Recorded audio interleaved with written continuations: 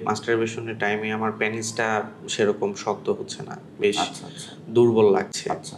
পাশাপাশি টাইমিংটাও হুম। আগের মতো থাকছে না।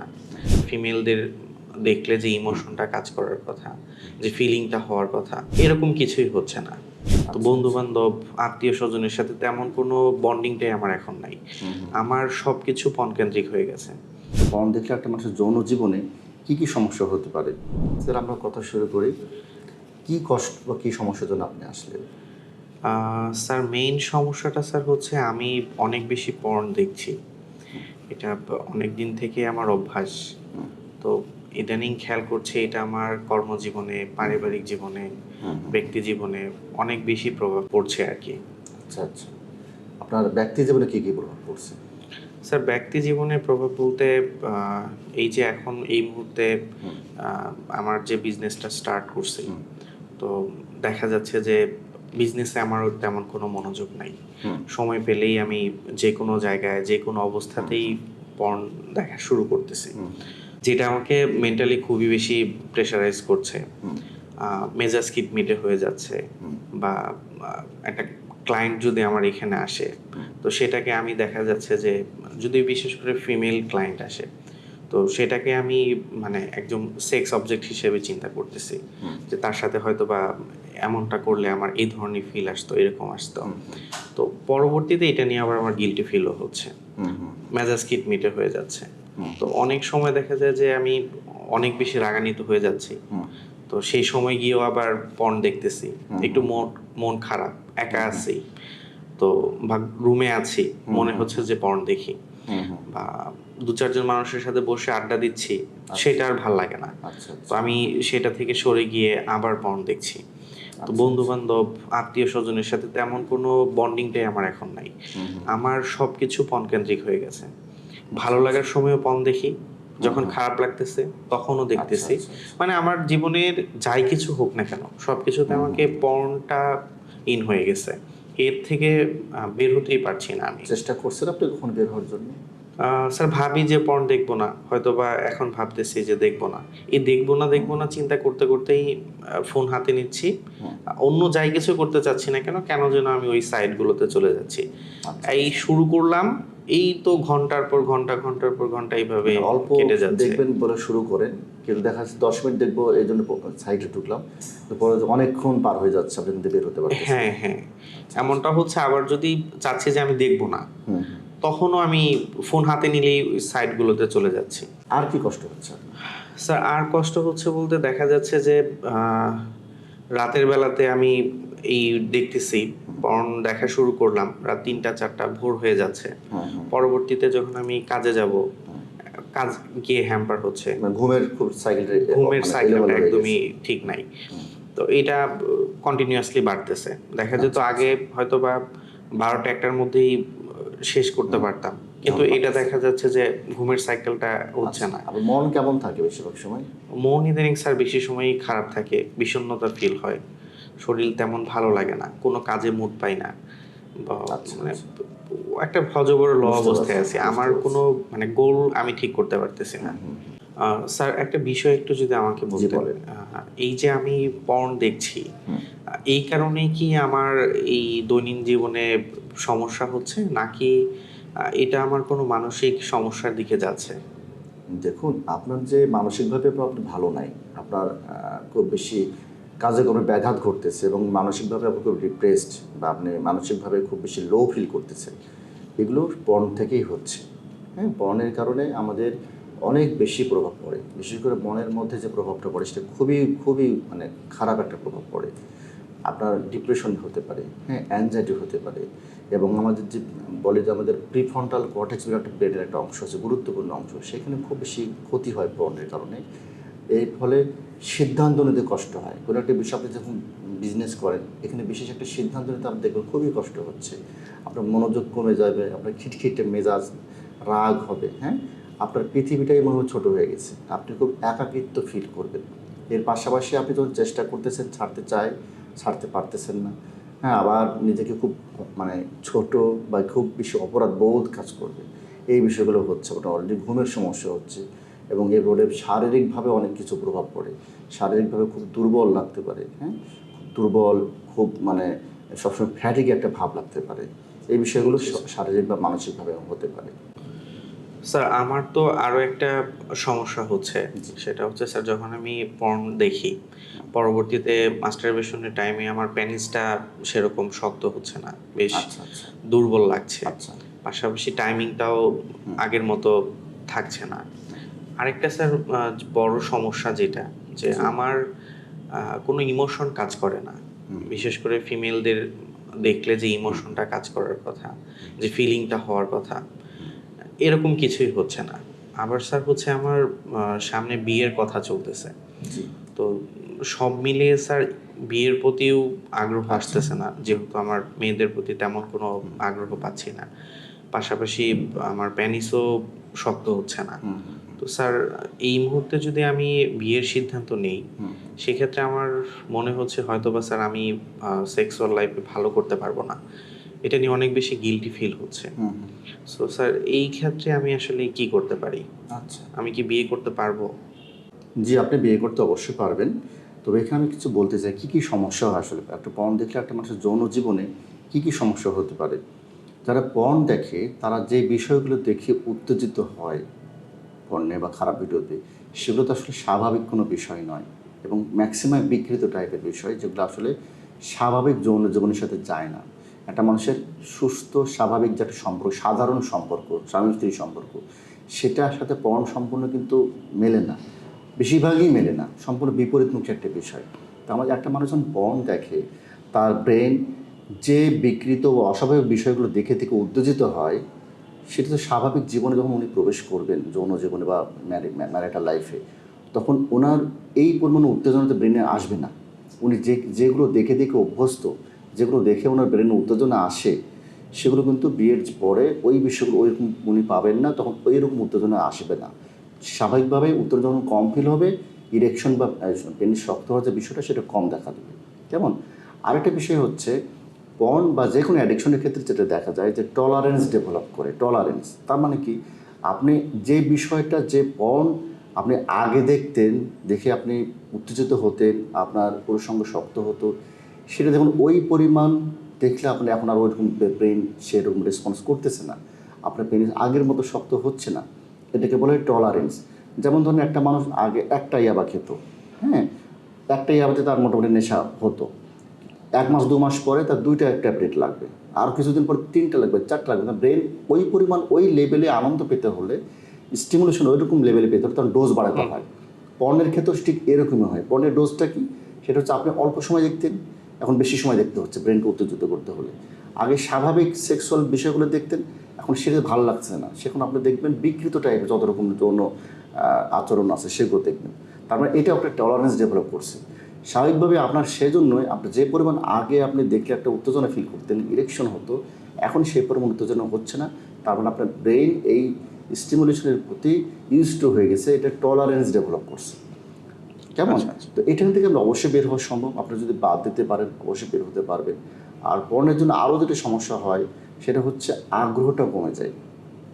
আপনার মানে ওয়াইফের প্রতি যদি পর্ন ছাড়তে না পারেন, যৌন যে আগ্রহ সেটা কমে যাবে। ওনার প্রতি ইমোশনটা আপনি ঠিকমতো কাজ করবে না। হ্যাঁ? আপনার ওনাকে একটা মনে হবে একটা সেক্স অবজেক্ট, কিন্তু ইমোশন যে একটা ভালোবাসার একটা বিষয়, সেটা কাজ করে না। এবং অদ্ভুত, অদ্ভুত সব ফ্যান্টাসি যেগুলো আপনি পর্নে দেখছেন, সেগুলো আপনার মনের মধ্যে চাইবে, কিন্তু আপনি এগুলোই করতে চাইবেন ওনার সাথে। হয়তোবা বলবেন, বললে সম্পর্ক খারাপ হবে, আপনাকে সে সুস্থ মনে করবে না, বিকৃত মনের মানুষ মনে করবে। আর যদি বলতে না পারেন, আপনি ভালো ফিল করবেন না, এই জন্য আপনার একটু একটা হতাশা বা ফ্রাস্ট্রেশন কাজ করবে, মানে উভয় সংকট। বুঝতে পারছেন? এই সমস্যাগুলো কিন্তু হয়। কিন্তু মানে যে বিষয়টা হচ্ছে, অনেক গবেষণা আছে যে আসলে একটা মানুষ ইয়াবা বলেন বা গাঁজা বলেন বা অন্য যে বিষয়গুলো নেশা করে, এইটা গ্রহণ করলে বা সেবন করলে যে পরিমাণ ব্রেনের ক্ষতি হয়, পর্ন দেখলে একটা মানুষের ঠিক সেরকমই ব্রেনের মধ্যে প্রভাব পড়ে। এটা একটা অনেক গবেষণা, বড় বড় গবেষণা আছে। এর পাশাপাশি একটা সুখবর যেটা হচ্ছে, অনেক গবেষণার পাশাপাশি এটাও আছে, কোনো মানুষ যদি পর্ন ছেড়ে দিতে পারে, 90% ক্ষেত্রেই দেখা যায় যে একদম স্বাভাবিক জীবনযাপন করা সম্ভব। মানে উনি পর্নের অ্যাডিকশনের হওয়ার আগে যে লেভেলে ছিলেন, ঠিক সেরকমই জীবনযাপন করা সম্ভব 90% ক্ষেত্রেই। অনেক গবেষণা, এটা বড় বড় গবেষণায় আসছে।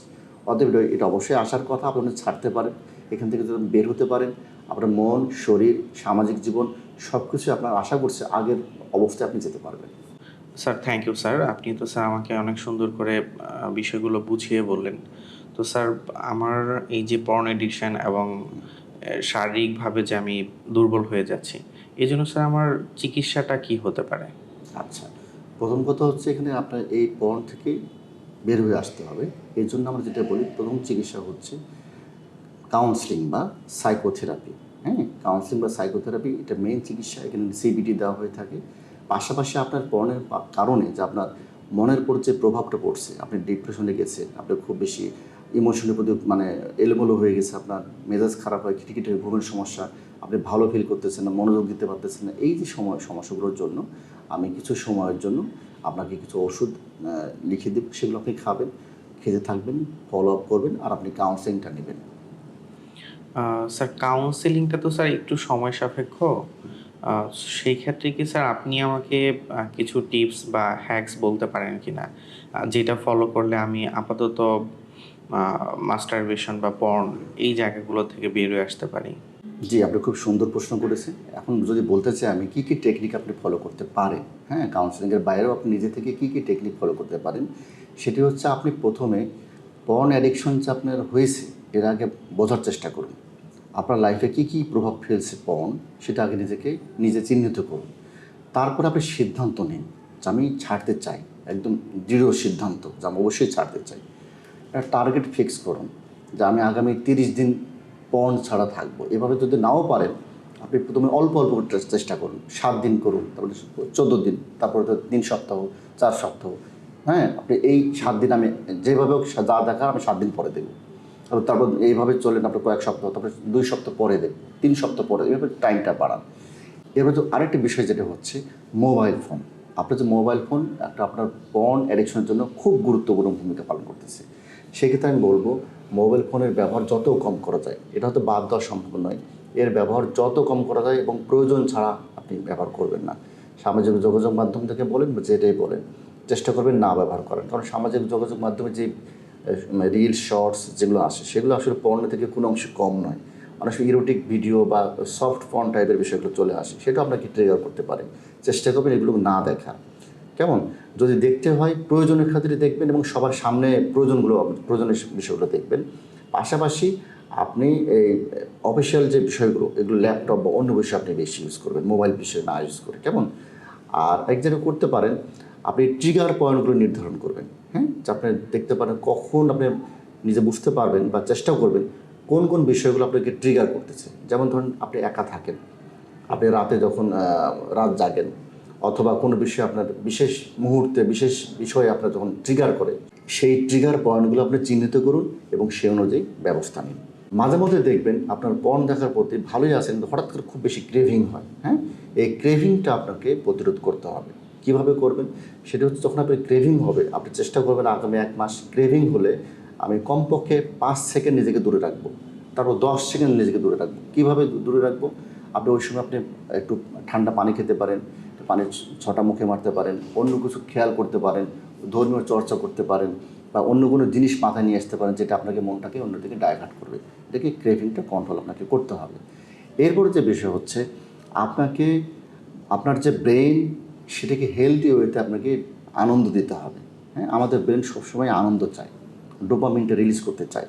হ্যাঁ, যদি আপনি হেলদি ওয়ে, যেমন ধরুন পড়াশোনা করা, ব্যায়াম করা, বাইরে ঘুরতে যাওয়া, ফ্রেন্ডের সাথে আড্ডা দেওয়া, সামাজিকভাবে বিভিন্ন আনন্দ খুঁজে বের করা, এগুলো হেলদি ওয়েতে বিনোদন। আপনি এগুলো যদি না করেন, এগুলো যদি আপনার লাইফে না থাকে, তাহলে স্বাভাবিকভাবে আপনার যেটা আনহেলদি ওয়ে, যেগুলো আপনার ব্রেনটাকে আনন্দ দেয় কিন্তু আপনার জন্য ভালো নয়, সেগুলো তখন মনের মধ্যে ট্রিগার করবে। অতএব আপনার ব্রেনটাকে আনন্দ দিতে হবে হেলদি ওয়েতে। আনহেলদি ওয়েগুলো যেন তখন অটোমেটিক ব্যাপার আপনার সাপ্রেস হয়ে যাবে। আরেকটি বিষয় হচ্ছে আমরা যেটাকে বলি ডিজিটাল ডিটক্স। সেখানে কী করতে পারে, যে সাইটগুলো আপনি দেখেন বা যে অ্যাপগুলো আপনি ইউজ করেন, সেগুলোকে ব্লক করা। সেজন্য বিভিন্ন ফিল্টার সফটওয়্যার পাওয়া যায়, যেমন টার্কি কোল্ড বা এরকম আরও কিছু পাওয়া যায়, আপনি নেট থেকে দেখে নিতে পারেন। সেগুলোতে আপনি সেগুলোকে ব্লক করতে পারেন। ব্লক করলে আপনার ওই বিষয়গুলো আপনি ব্লক মানে আবার আনব্লক করে আপনার দেখতে সময় লাগবে, এর মাঝে হয়তো আবার ক্রেভিংটা কেটে যাবে আপনার। যত রকম আপনার কোনো ডাউনলোড করা থাকে খারাপ ভিডিওগুলো, সে ডাউনলোডগুলো সমস্তভাবে আপনি একদম অবশ্যই ডিলিট করে দেবেন। পর্নে আসক্ত একজন মানুষ সামাজিকভাবে খুব একা হয়ে যায়। সেক্ষেত্রে আমি বলবো অবশ্যই আপনাকে সামাজিক যোগাযোগটা বাড়াতে হবে। আপনার বন্ধু বান্ধবী বা যারা ছিলেন বা আপনার যারা শুভাকাঙ্ক্ষী বা আপনাদের যাদের সাথে সম্পর্ক ভালো, তাদের সাথে যোগাযোগটা বৃদ্ধি করুন। আপনি একটা ডেইলি রুটিন ফলো করবেন, হ্যাঁ, হেলদি রুটিন। আপনার যেহেতু খাওয়া দাওয়া ঠিক নাই, আপনার ঘুমের ঠিক নাই, কখন ঘুমাতে যাচ্ছেন, ঘুম থেকে করছেন, এগুলো ঠিক নেই। আপনি হেলদি রুটিন একটা ঠিক করবেন, নিজে ঠিক করেন। কখন আপনি ঘুমাতে যাবেন, কখন ঘুম থেকে উঠবেন, কোন কাজটা কখন করবেন, সেটা অবশ্যই শর্ট রুটিন করবেন, 7 দিনের জন্য করবেন। 7 দিন পর আবার এটা চেঞ্জ হবে। যদি আপনার যেটা হয়, রুটিন আমরা অনেক সময় তৈরি করি, কিন্তু রুটিন দেখা যাচ্ছে পুরোটাই ফলো করতে যখন পারি না, আমি হতাশ হয়ে বাদ দিয়ে দিই। আপনি যে রুটিনটা করবেন সে যদি অর্ধেকও ফলো করতে পারেন, 50%ও ফলো করতে পারেন, তাও নিজেকে রিওয়ার্ড দিবেন, হ্যাঁ, যে আমি পারতেছি, কেমন, আপনি সেটা কন্টিনিউ করার চেষ্টা করবেন। আপনি রুটিন ফলো করার চেষ্টা করবেন। ধর্মীয় যে বিষয়গুলো সেগুলো আপনাকে হেল্প করবে, কারণ কোনো ধর্মই এটা কে সাপোর্ট করে না। বা ইসলাম ধর্ম কিন্তু এই ব্যাপারে অনেক বিষয় বলা আছে, বিষয়গুলো কত এখানে ক্ষতিকর বা কত করে পাপের বিষয়। সব ধর্মে কিন্তু এই বিষয়ে একটু নেগেটিভ কথাবার্তা বলা আছে, মানে এই না করতে বলা আছে। সেগুলো আপনি ধর্ম চর্চা করুন, সেগুলো আপনাকে কিছুটা মানসিক শান্তি দিবে। এই বিষয়গুলো ট্রিগার করা থেকে আপনার ভিতরে এটা বাধা দেবে। এরপরেও তো আপনি কাউন্সেলিং করবেন বা সাইকোথেরাপি নেবেন, পাশাপাশি আমি কিছু ওষুধ লিখে দেবো, সেগুলো খেয়ে ফলো আপে আপনি আসবেন। জি, ধন্যবাদ স্যার। স্যার আমি ফলো আপে কতদিন পরে আসবো? 3 থেকে 4 সপ্তাহ পর আপনি আসবেন। আচ্ছা, ঠিক আছে স্যার, থ্যাংক ইউ। আপনাকেও অনেক ধন্যবাদ। গোপনীয়তা রক্ষার্থে এতক্ষণ যার সাথে কথা বললাম, উনি একজন ডামি পেশেন্ট। কিন্তু এই পর্ন অ্যাডিকশন বা পর্ন আসক্তি, এটা কিন্তু একটা সামাজিক ব্যাধি। খুব ভয়াবহ আকারে এটা প্রকাশ পেয়েছে ইদানিং।